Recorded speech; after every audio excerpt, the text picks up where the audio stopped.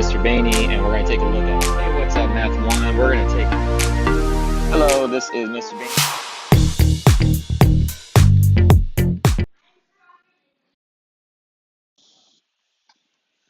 Here we have lesson 11.2, angles in triangles. We're going to be doing a little bit of review, and as you can see here, I'm just going to be putting some notes on some blank paper. So please do the same to help you out with your assignment. I'm going to be taking a look at some of your assignment problems here in a moment after we're done with the notes. So angles and triangles, before we actually get into triangles, let's review what it means to have certain angle relationships when two lines intersect. Because in a triangle, we will have lines intersecting, and you want to know the relationship between two of the angles, right? So here we have two intersecting lines, right? This creates four angles. We got 1, 2, 3, 4. So an angle relationship that we get here, our first one is vertical angles. And vertical angles, think of those as like opposite each other or diagonal from each other. I don't know how to best explain it, but I'm just going to go to the other side, right? And this only works if it's the same vertex, right? So we're only looking at the 4 from 2 lines. Okay, so try not to get this confused with all the angle relationships you learned in 11.1. Okay, this is a little bit different. So like angle 1 would be opposite. Oh, and these are also equal. So I'm going to put the equal sign. Angle 1 and angle 3. And those are opposite from each other. So angle 1's here. I have to go to the opposite side, angle 3. If I know angle 1 is 40 degrees, angle 1 has to be 40 degrees. Okay, you can even use a protractor and figure that out. But they're going to be the same measure. Also, angle 2 is across from angle 4. Right, so those are also vertical angles. Our second type of relationship that we're going to see here, this is just one of the terms we can use. There's another term, but I don't want to confuse you. So we call them supplementary angles. And supplementary angles are the ones next to each other.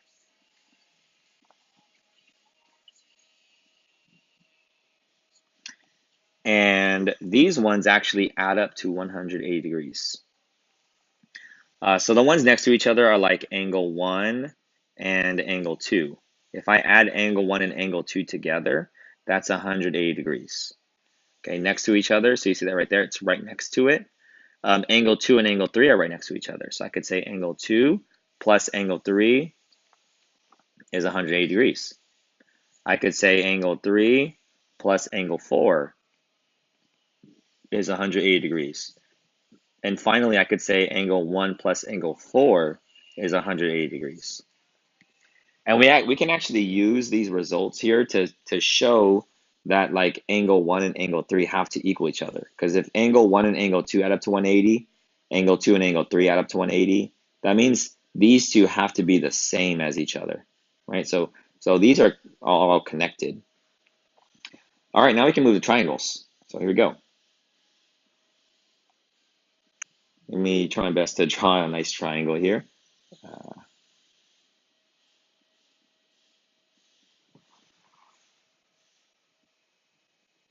Okay, any triangle is going to work in this case. I'm going to label these angles as angle 5, angle 6, and angle 7. I'm also going to be drawing an exterior angle, so just extend that out. This is angle 8. We call this an exterior angle. If we call that an exterior angle, it makes sense that we call these other ones, we call them interior angles. Right? A triangle always has 3 interior angles. And I could draw more exterior angles. The only way we draw an exterior angle of a triangle is we take a side and we extend it. Right? I could have taken this side and extended it that way. Or I could have taken this side and extended it that way. Or this side and extended it that way. I think you get the idea. So just take one of the sides. So here we go. Our first thing that we get in a triangle, so all three angles in a triangle, it always adds to the same number. Adds to 180 degrees, right? We call that the Triangle Sum Theorem. This always happens in any triangle. If you want some proof that this is actually true, it works, just come and ask me. I just don't want to spend that time here. Just trust me on it for now. Oops. Angle 5 and angle 6 and angle 7, right? Those are the interior angles of a triangle. If I add them all together, that always is 180. Okay. Our second part is the exterior angles. And I wasn't quite this detailed in class, but since I'm on this video, I want to give you, I do want to give you the specific details. And this is also shown in the book as well. Exterior angles equal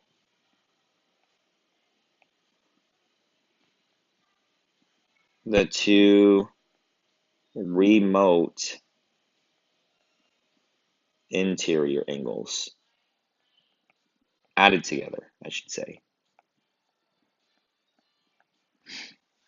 Okay, so remote interior angles, let's kind of break that down. Remote means like far away, right? Like when you're using a remote controller, you use that when you're far away from the TV, not really far away, but you're not like up at the TV using the buttons on the TV, right? Remote means you have some distance between you. So if this is your exterior angles, which interior angles are far away, right? 8 is right next to 7. So the ones that's remote is 5 and 6. Okay, that means that angle 8 is equal to angle 5 plus angle 6. So if I know what 5 and 6 are, I can figure out what 8 is, that sort of thing. Okay, so the exterior angle equals the two remote interior angles together. And then let me also put down another result that we get, just because it's kind of related to the very first picture that we drew up there.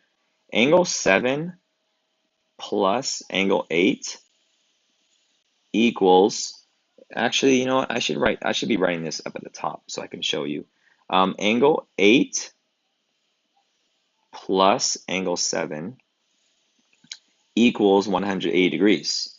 Okay, hopefully this makes sense because we talked about in the picture up at the top that the ones next to each other add up to 180, right? 7 and 8 are right next to each other. And look at this, they make a straight line. Do you remember a straight line makes 180 degrees? Because, I'm going to erase this, but if I go like this, that is exactly half of a circle, or that's halfway around a circle. And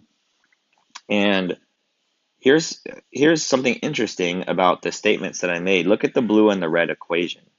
I'm talking about over here, the blue and the red. Okay.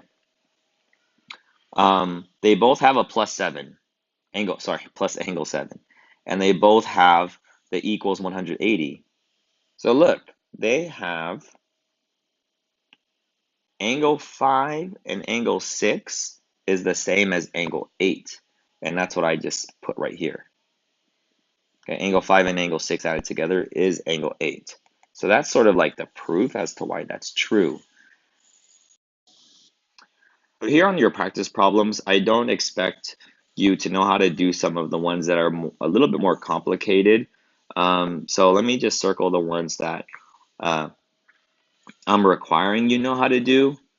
You should be very comfortable with these types of problems. The 4 that are on the bottom are the sort of the challenging ones that require you know all your angle relationships, and it's going to require more than one step. So for number 1, it's going to be 65 degrees plus 57 plus question mark, right? We don't know what that is. And that's going to equal 180 degrees. So we just need to figure out what that question mark is. If I add 65 and 57 together, that's 122, right? And we don't know what that question mark is. So we just subtract 180 on both sides to get our answer. Not 180, I'm sorry, 122 on both sides. And that's going to equal, what is that? 58 degrees. Okay, that's our answer. So this is the kind of work that I would like you to show in figuring out number 2, 3, and 4. The ones on the second page are very, very similar. Oh, I didn't mention number 2, that this is important. On number 2, I know this is number 13, but you see the same thing in number 2. This symbol down here that you see in red, this means 90 degrees. So anytime you see something that kind of looks like a square where the angle is, that means that angle is a right angle, and that's 90 degrees. But anyways, everything on this second page of your practice problems, they're challenging. They require multiple steps and multiple, like, knowing supplementary angles, vertical angles, and exterior angles, interior angles of a triangle. And there's sometimes multiple triangles, right? Like number 13, this one has a triangle here and a triangle here. Okay, on this last page, the problems I would like you to be comfortable doing are number 17, 18, 21, and 22. And I will do one of these and I'll set up the other one for you. So let's do number 17. So the reason this one is a little more challenging, as you may notice, is that we have a variable here and it says x plus 74, but we're sort of treating that like a question mark. The question mark, meaning like we don't know what that number is. Well, we do know that if we add up all three of these things together, right, because those are the three angles inside of a triangle, we know that if we add them all together, it equals what number? It equals 180. Okay, so I notice some students keep forgetting to put that 180 degrees. That's the most important part here, is that they all add up to 180. So now I'm going to add what I can. I can add 55 and 54 and 74. And it looks like that's going to equal, what is that, 109? That's 183 altogether. And then that's plus x. Remember that x is like our question mark. So 183 plus what number is going to give us 180? Well, I can subtract 183 because that's adding with the x. And I'm going to get that x is -3. It's okay that we have a negative number because it doesn't mean the angle is negative. It just means the x is negative, right? It would be -3 plus 74. So that's okay. Then one of these down here, let's take number 22. I'm just going to set this one up. I'm not actually going to go through and finish it. Remember that this little square looking thing right here, I mentioned it just on the previous page, that means it's 90 degrees. So I'm going to do 90 plus our other angle is x plus 37 plus our last angle is x plus 67. And if I add that all together, I get 180 degrees, or it equals 180. And there's 90 and 37 and 67. I can add those together. Also, we can add together x and x. Remember that x plus x is 2x. And then add up those other numbers. Okay, that's as far as I'm going to take it. But you go through this and you figure out what x is. So it does require that you know how to solve these type of equations. Okay, so just those 8 problems I circled are what you, what's most important that you get comfortable with and you practice with. Let me know if you need more practice problems. But anyways, that's it for this lesson. I hope it was helpful. Thanks for watching. Have a great day.